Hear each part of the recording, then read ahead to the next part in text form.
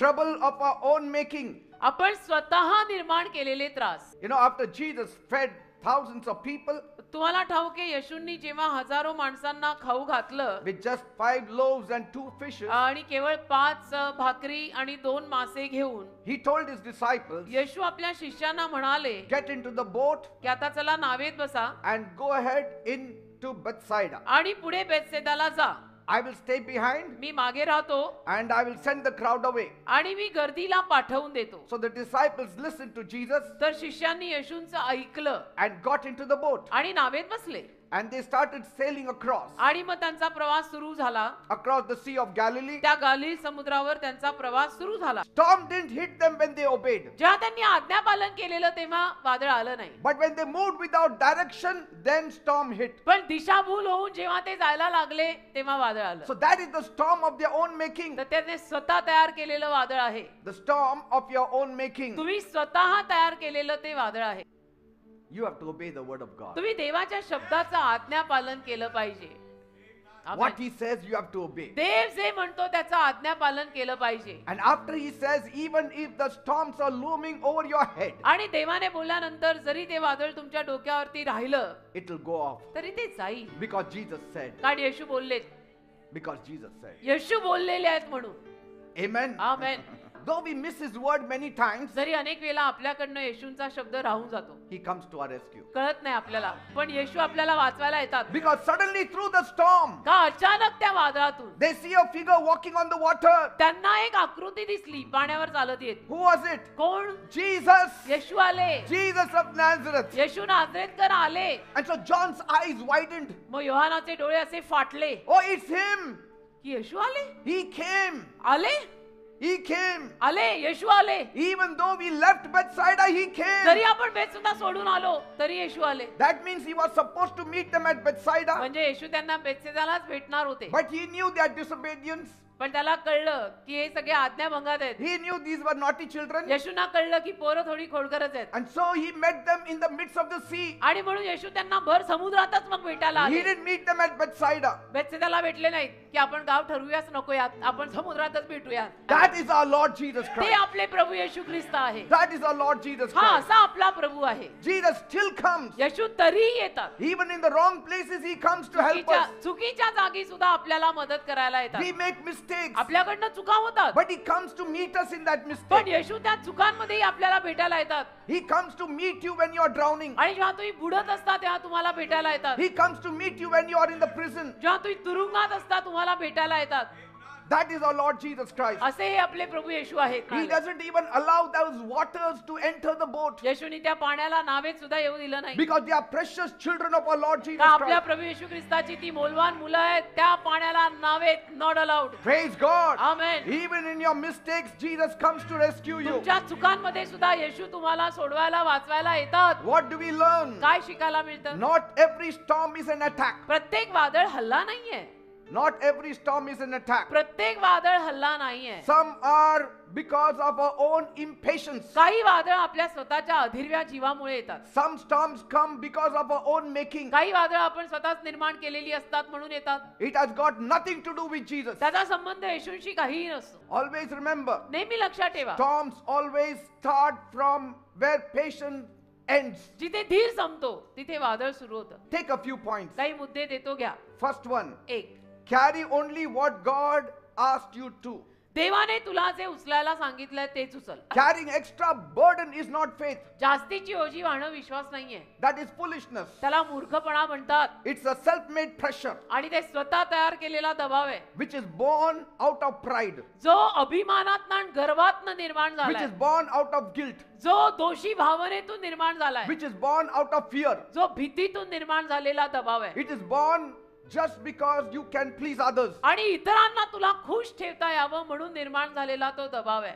You cannot please everyone in तुम्ही this world. सगळ्यांना या जगात खुश ठेवू शकत नाही. Trying to please others, इतरांना खुश ठेवण्यात you are going to be the saddest person on the earth. सगळ्यात दुःखी माणूस या जगातला तू होणार आहेस. Not every heavy load is holy. प्रत्येक जड ओझं पवित्र नसतं. Not every heavy load is holy. प्रत्येक जड ओझं पवित्र नसतं. If Jesus didn't ask for it, आणि येशूंनी जर ते मागितलेलं नाहीये, why are you carrying it? कशाला उचलतोय? It doesn't make sense. त्याला काय अर्थ आहे? See? Sometimes rest isn't weakness. कधी कधी आराम करणं म्हणजे काय अशक्तपणा नाही, It is wisdom. ज्ञान आहे, ज्ञान, शहाणपण. Second point. 2, Don't let fear or pressure push you into the wrong fight. त्या दबावाच्या भीतीपायी ना चुकीच्या वादांकडे जाऊ नका. You know, fear and pressure, भीती आणि दबाव they push people to do things they don't have to do. लोकांना असा दबाव देतात आणि ढकलून ढकलून असं काहीतरी करायला लावतात जे करायला नकोय. You don't have to do everything. सगळं तू करायची गरज नाही. That's what Romans 12:2 says. Rome करास 12:2 मध्ये असंच लिहिलंय. God didn't call you for every battle. परमेश्वराने तुम्हाला प्रत्येक युद्धासाठी बोलवलेलं नाही. In fact, God called you to walk in peace. उलटपक्षी देवाने तुम्हाला शांतीत चालायला बोलवलंय. He has not called you to walk with pressure. आणि देवाने तुम्हाला असं दबाव घेऊन चालायला बोलवलेलं नाही. You don't need to face snakes to prove your strength. आणि तुम्ही काय तुमच्यातली ताकद सिद्ध करून दाखवायला सापांसोबत राहायची गरज नाही. If God has not sent you into the cage, देवाने जर तुम्हाला तुरुंगात पाठवलेलं नाहीये, why are you sitting in that cage? तर कशाला त्या तुरुंगात बसलाय? त्या पिंजऱ्यात कशाला बसलाय? देवाने जर तुला पाठवलंच नाही त्या पिंजऱ्यात. Pressure is always loud, दबाव नेहमी मोठा असतो, but peace is very holy. शांती पवित्र असते. God doesn't want you to impress people. देवाची इच्छाच नाही की तू लोकांवर छाप पाडावी. He wants you to just obey Him. देवाची इच्छा आहे तू आज्ञा पालन कर. Amen. बस.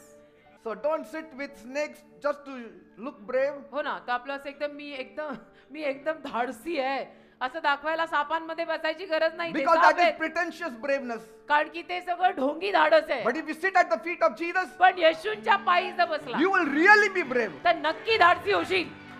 धाडसी बनायचं आहे ना, येशूंच्या चरणी बसा. Brave Amen. हार्ट बनना है, येशूंच्या चरणी बसा. Third point. 3, Don't let a foolish promise hurt your life. मूर्ख वचनांमधून तुझ्या जीवनाला काही इजा नको होऊ देऊ. Proverbs 20:25 says, नीतिसूत्र 20:25 म्हणतं, it's a trap to make a promise without thinking and only later realize what you said. उतावळीनं पवित्र वचने बोलणे व नवस केल्यानंतर विचार करणे हे मनुष्यासाठी केवळ पाश म्हणजे जाळं आहे. Are you getting me? कळतंय का? It is the devil's trap. सैतानाचं जाळं आहे ते. Some of the promises that we make is a devil's trap not to please God. काही करार जे आपण करतो ना ते सैतानाकडनं आलेलं जाळं किंवा पाश आहे, देवाला प्रसन्न करण्यासाठी नाहीये ते. Not all promises are wise. सगळे केलेले करार सुज्ञ नसतात. And if you have made a bad one, आणि तुम्ही जर वाईट करार काहीतरी केलाय it's okay to let it go. तर तो करार जाऊ द्यायचा, त्यावर टेन्शन नाही घ्यायचं. Because God wants your heart, not your painful routine. कारण देवाला तुझं हृदय हवंय, वेदनामय दिनचर्या नकोय, Say, हृदय पाहिजे. foolish vows can be taken back. मूर्खासारखे केलेले करार आपण परत माघारी घेऊ शकतो. If a promise comes from God, जर अभिवचन देवाकडनं येत असेल, if God says, देव जर बोलला Abraham, offer your son, Abrama तुझा मुलगा मला दे, then don't go back. मग त्याच्यावर माघार घेऊ नका. देव जर तुला बोलला असं तर, Because God takes care of it. कारण मग देव त्याला सांभाळून घेतो. And we know Isaac didn't die. आणि आपल्याला माहितीये इसाक मेला पण नाही. And so don't keep a promise that is breaking your back. पण असे करार आणि अशी वचनं पाळायला जाऊ नका ज्यातनं तुमची स्वतःची पाठ आता तुटायला लागली.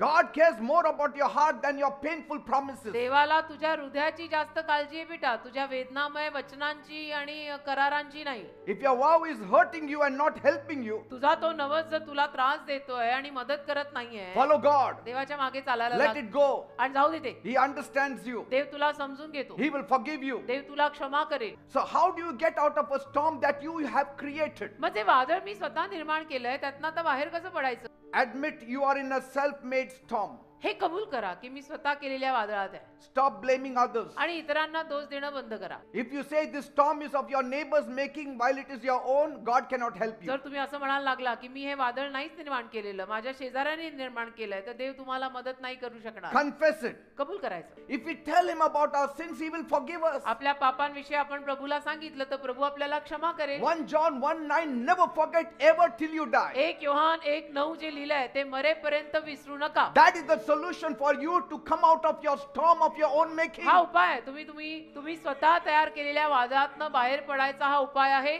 1 योहान 1:9. After the rescue, वाचल्यानंतर don't return to the wrong route again. परत त्या चुकीच्या रस्त्याला जाऊ नका. Every storm that comes, even of your own making, is a lesson for us to learn how to tread in the future. आपण स्वतः जरी तयार केलेलं वादळ असलं तरी आयुष्यात आलेलं प्रत्येक वादळ आपल्याला शिकवतं की आपण कसं चालायला हवंय. Don't make the same mistakes. त्या चुका परत नाही करायच्या. Ask God before you move again. देवाला मागायचं पुढे परत जाण्या अगोदर. Let prayer pick your direction. प्रार्थनेला तुझी दिशा निवडू दे. Let not fear pick your direction. भीतीनं तुझी दिशा निवडू नये. Let not your wisdom pick your direction. ज्ञानानं तुझ्या ज्ञानानं दिशा निवडू नये. मी घाबरलो आणि ही दिशा निवडली, मी फार हुशार म्हणून ही दिशा निवडली. नाही, देवाला निवडू दे. In your fear, तुमच्या भीतीत, in your storm, तुमच्या वादळात, in your mistake, तुमच्या चुकीत call on only one person. एकाच माणसाच्या नावाला हाक मारा. His name should be Jesus. त्याचं नाव येशूच असलं पाहिजे ज्याला हाक माराल. His name should be Jesus. त्याचं नाव येशूच असलं पाहिजे ज्याला तुम्ही हाक माराल तुमच्या संकटात. Jesus can still calm the storm. आणि येशू आजही तरीही वादळ शांत करू शकतात. Even the ones that you have started. जी वादळ तू सुरू केलेली आहेत ती सुद्धा येशू शांत करतील. Praise God. देवाला धन्यवाद. Amen. आमेन.